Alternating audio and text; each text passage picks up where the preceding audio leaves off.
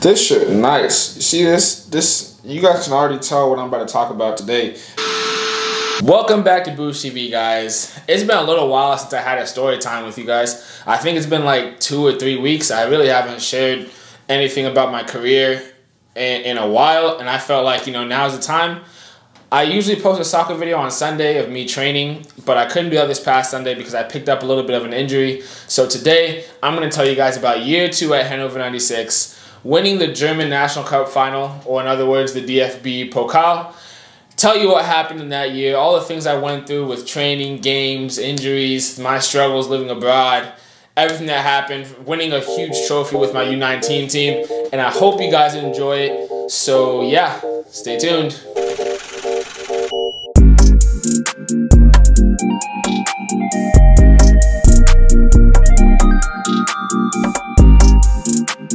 Okay, so I think we left off at the end of year 1. I just finished playing in a end of the season tournament, played against Borussia Dortmund, had a great time. I've turned 18 now, signed my professional deal officially, and now year 2 is about to start with my under 19s. And year 2, there's a lot of things that happened that I didn't like, there's a lot of things that happened I did like. So just pretty much start off year 2, preseason comes. I'm training with my team. I'm training extremely well, playing in the preseason games extremely well, and then I get the call up to the U20 national team to go to a tournament in Serbia. It was a great time. I was only 18 at the time, so I didn't really know like how the level would be because it's officially U20, so I didn't really know if I was going to be playing against kids who are older than me or just the same age. But it was a great time. I learned a lot. Played against France, played against Serbia, and played against, I think, Sweden, I believe. It was my first taste of, like, I would say professional international football, because the players I was playing against on France, on Serbia, on Sweden, they were top players. Like, these guys already had, some of these guys already had over 500 professional minutes. I hadn't even had one. Many guys on my team didn't even have one yet. But it was a great experience, great time, learned a lot. And that's pretty much what just happened at the beginning of the season with preseason and going to this tournament with the U20s. As I get back from the U20 national team camp, I come back to my team, and in this U19 season, I'm one of the older players. Players born in 1997 and 1998, so I'm one of the older players. I'm a veteran, even though I had just been able to play for these past 6 months.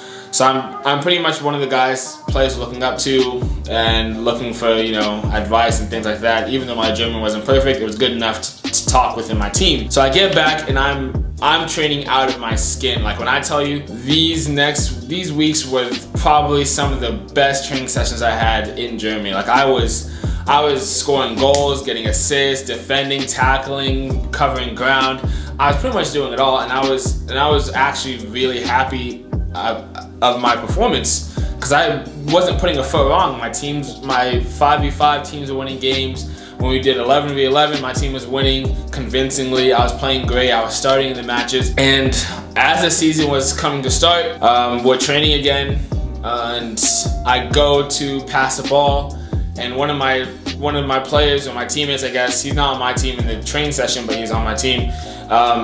He hit me in the foot and I broke my ankle. Well, he hit me in the ankle and I broke my ankle. I think this is when, in my head, I started to lose it, because previously, when I had just been able to play, I had then fractured a ligament in my shoulder, which kept me out for 3 months. And now that I'm training, I'm going to national team camps, I'm playing really well, I'm about to start the season as a starter, and then I break my ankle. And when I say break, I mean it snapped. My tibia, I believe, snapped in half. It just completely snapped, and it was an excruciating pain. I was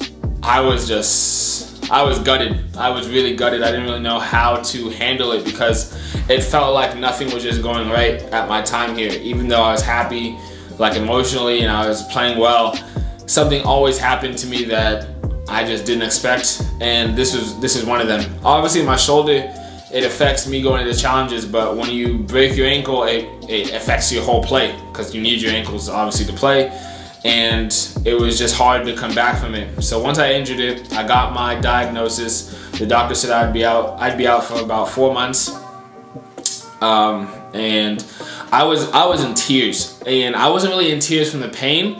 I was just in tears because I knew I wouldn't be able to play. Like the whole first half of the season, I wasn't about to play. In Germany, they take a month off in December, or in December and January for the holiday.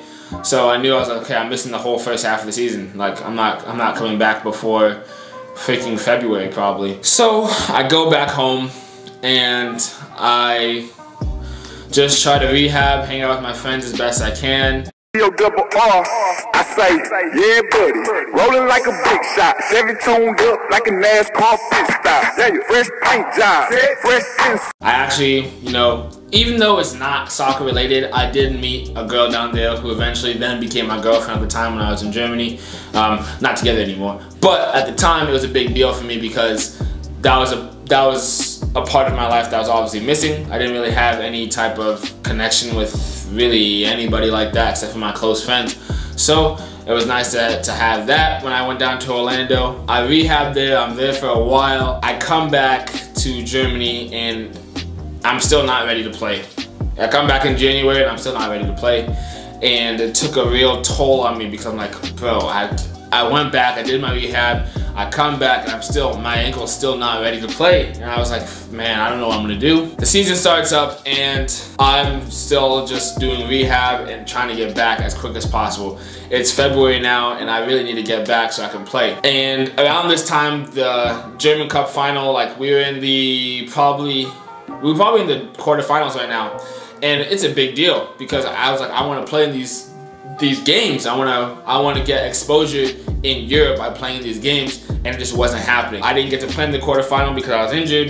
It sucked, but once the time came for me to finally come back and play, it was a great feeling. I didn't start obviously my first game I didn't get to start, but it was great to just come on the pitch, play some games, and finally get into my rhythm of, you know, being a footballer in Europe, because I could finally get my flow of games. So the semifinal of the German Cup comes after we were in the quarterfinal. The quarterfinal was 2 legs. The semifinal will always also be 2 legs, a home leg and an away leg.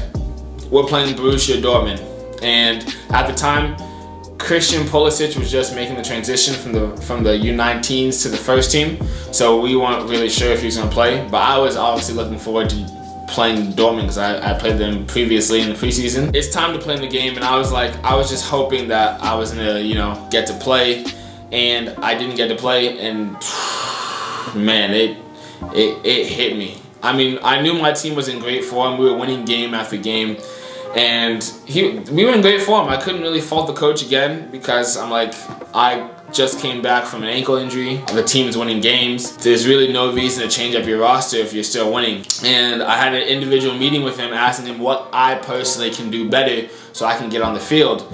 And I'm gonna be honest with you guys, he told me straight up. He said, right now we're winning games. There's really no reason to switch up a team right now because we just keep winning. And one thing that's very important is that it's not only how good of a player you are, but it's about the partnership between the 2 center midfielders. And if one partnership is better than another partnership, he's going to be more inclined to play the better partnership regardless of if one individual player is better than the other. And I think that explanation, it kind of got me down a little bit because it kind of let me know like there's not much I could do in this situation but just keep trying to improve, develop, and play my best. But at the same time, it helped me not get too down on myself to know that, okay, so maybe it's not me, it's not my performance, it's just the players that are playing together on the pitch. Obviously, the 2 German guys who've been playing together for the past however many years, their partnership might just simply just be better than me and another player playing together. I didn't really like it, but it is what it is. So we finish out the regular season. We get 2nd place. But it didn't really matter because we're in the German Cup final. Like, that's all that matters. We're in the German Cup final in Berlin, playing against Hertha Berlin, and I couldn't believe how massive this game was. There was a stadium full of like 7,000 people in Berlin. Majority of them were cheering for Berlin. The atmosphere was crazy. Just the build up to the game was insane. The build-up, there was this huge ceremony, a huge banquet for both teams and all the staff, etc.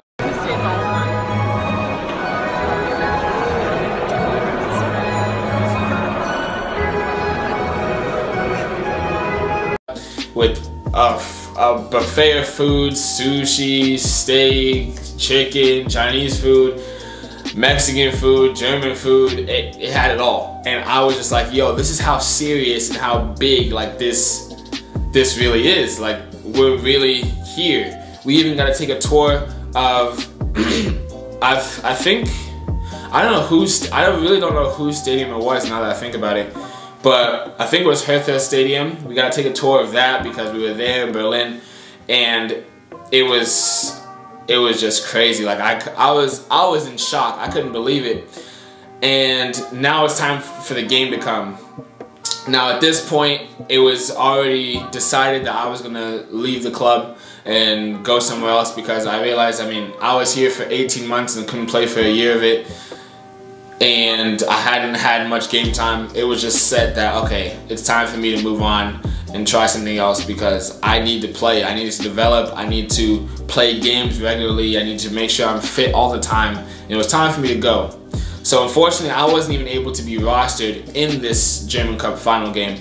But I wasn't too down on myself. I was just looking forward to the team performing how I know they can perform, because I really wanted to win this game more than I probably would have thought, because I'm not even in the game. So why would it be a big deal? But for me, I was like, yo, I get to be a part of something that I don't even know if it happened in Hannover's U19 history.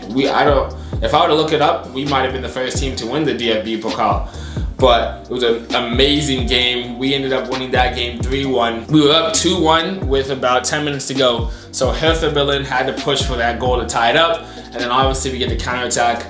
We make it 3-1, and that's the game. And it was insane. Like, you guys can see these pictures, these videos that I have. It's just like, you can see it, like the expression on our faces, how happy we were on the bus. It was genuinely an insane journey that I wouldn't trade my time in Hanover or in Germany for the world. I learned so much. I trained so hard, learned new things, learned a whole new language, met amazing people throughout my time there to help me become a man and a better player and give me that edge that many players don't get to have. They don't get to have that experience of being at a top club or somewhere like in the Bundesliga or at Hannover 96, and it was really just a great experience. I didn't get to play in the final, but being there really showed me a lot. And I think that's one thing that I always take away from it is, like, despite not being fit to play as much as I would like, or not being eligible by my age because I wasn't 18 yet to play as much as I would like, I think I still took something out of my time there as much as I could. So there you guys have it. That's my Hannover 96 story. I guess that's really the start of my career, to be honest. That's where I became my own. That's where I learned a lot of the things that I do now when I play. And I hope you guys enjoyed it. That's really what it was like for me playing overseas. If you guys don't get to experience it, or know somebody who's experienced it, I hope this video showed you what it's really like. It helped you know what it's really like to play overseas, that it's not all dandy and it's not all great, but you can get a lot out of it. If you guys did like the video, please like and subscribe. It'll be greatly appreciated. It'll help grow the channel. You guys are doing an amazing job with all the support. I thank you guys so much. And you guys, please just tune into the next video. So yeah, be easy.